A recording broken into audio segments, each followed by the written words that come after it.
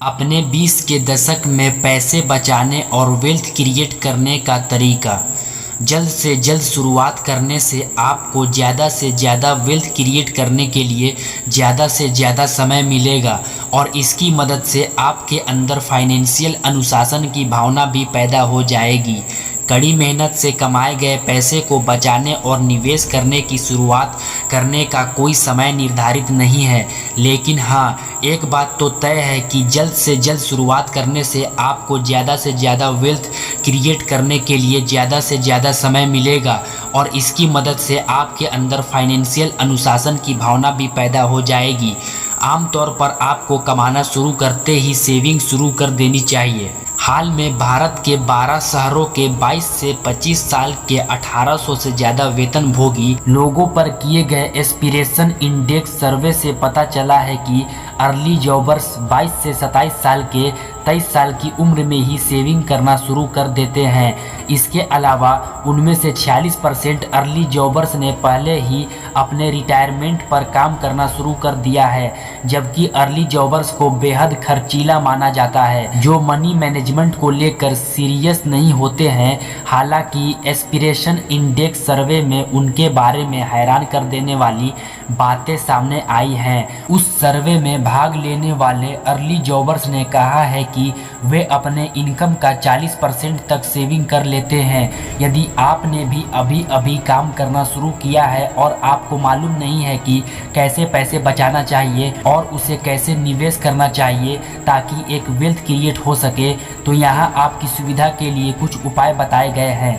पहला, सबसे पहले एक बजट बनाएं। एक अच्छी सेविंग स्ट्रेटजी का आधार है एक अच्छी तरह से तैयार किया गया बजट। बजट एक ऐसी प्रक्रिया है जिसमें एक महीने में होने वाले या अगली सैलरी मिलने तक होने वाली जरूरी खर्च के हिसाब से आपके इनकम को विभाजित करने का काम किया जाता है। इसकी मदद से आप गैर जरूरी खर्च को चिन्हित करके अपने पर्सनल फाइनेंस को अच्छी तरह सुव्यवस्थित भी कर सकते हैं। इसके लिए आप अपने इनकम और ज़रूरी खर्च जैसे किराया, यूटिलिटी बिल्स, किराने पर होने वाला खर्च इत्यादि की एक लिस्ट बनाने के लिए एक स्प्रेडशीट या एक फाइनेंशियल ऐप का इस्तेमाल कर सकते हैं। जरूरी खर्च के बाद बचने वाला पैसा वह पैसा है जिसे आप सेव और निवेश कर सकते हैं। आप हर महीने कितना सेव कर सकते हैं, इसका पता चलने के बाद जो आमतौर पर आपके इनकम का कम से कम 20% होना चाहिए, आपको अपनी सेविंग को महीने के शुरू में ही अपने आप एक रेकरिंग डिपॉजिट या एक म्यूचुअल फंड SIP में भेजने का इंतजाम करना चाहिए। दूसरा, अपने पैसे को बढ़ाने के लिए कंपाउंडिंग यानी चक्रवृद्धि नामक जादू का इस्तेमाल करें। अपने सेव किए गए पैसे को बढ़ाने का मौका देने के लिए उस पैसे को जल्द से जल्द किसी अच्छे निवेश साधन में डालना जरूरी है। आप अपने निवेश को जितना ज़्यादा समय देंगे, आपका पैसा उतना ज़्यादा बढ़ेगा। इसे चक्रवृद्धि के साथ होने वाली बढ़ोतरी कहते हैं। चक्रवृद्धि की मदद से आपका पैसा बीतते समय के साथ तेज़ी से बढ़ता चला जाता है। अपने पैसे को चक्रवृद्धि के साथ बढ़ने में मदद करने के लिए उसे एक SIP में निवेश करें।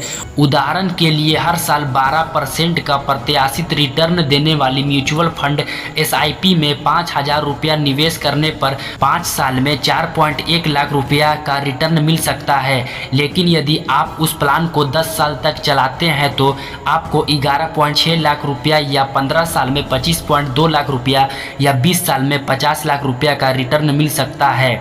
तीसरा, इंक्रीमेंट का पैसा निवेश कर दें। अपने पहले बोनस या इंक्रीमेंट के पैसे को ऐशो आराम पर खर्च करने का मन कर सकता है, लेकिन अपनी इस इच्छा को कंट्रोल करने की कोशिश करें और बेहतर लाभ के लिए उसका एक हिस्सा निवेश कर दें।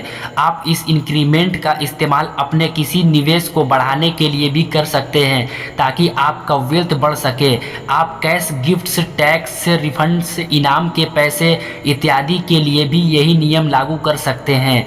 आप इन निवेशों के माध्यम से मिलने वाले इंटरेस्ट को फिर से निवेश कर सकते हैं ताकि और तेज़ी से आपका वेल्थ क्रिएट हो सके। चौथा, अपना कर्ज चुका दें।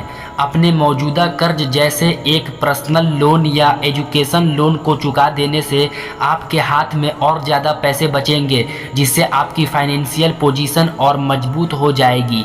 आप इस बचे हुए पैसे को अन्य महत्वपूर्ण निवेश साधनों में लगा सकते हैं ताकि आपको और ज़्यादा रिटर्न मिल सके और आपका वेल्थ और ज़्यादा बढ़ सके। अपने पैसे को बढ़ने देने के लिए अपने करियर के शुरू में ही अपने कर्ज के बोझ को कम करना बहुत ज़रूरी है।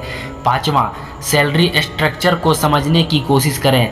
अंत में ऊपर बताई गई बातों के अलावा कुछ ऐसे स्टेप्स भी उठाने की कोशिश करें जिनकी मदद से आप कुछ और पैसे बचा सकें। अपने सैलरी स्ट्रक्चर को समझने की कोशिश करें ताकि आपको पता चल सके कि कहाँ टैक्स कटेगा और टैक्स बचाने के लिए आपको टैक्स सेविंग इंस्ट्रूमेंट्स में कितना निवेश करना होगा। बढ़ते इलाज के खर्च से अपने आप को सुरक्षित करने के लिए एक हेल्थ इंश्योरेंस प्लान जरूर खरीदें। यह प्रेरणादायक बातें आपको कैसी लगी? आप अपने विचार कमेंट के माध्यम से हमारे साथ शेयर कर सकते हैं। अगर हमारी बातें पसंद आई हो तो वीडियो को लाइक कर दीजिएगा और अपने दोस्तों के साथ शेयर भी कर दीजिएगा। ऐसी ही नॉलेजेबल वीडियो और देखने के लिए हमारे चैनल को सब्सक्राइब करना मत भूलिएगा। यदि आपके पास भी ऐसी कोई नॉलेज या अनुभव है तो हमें ज़रूर साझा करें। तो मिलते हैं एक नई नॉलेजेबल वीडियो के साथ। धन्यवाद।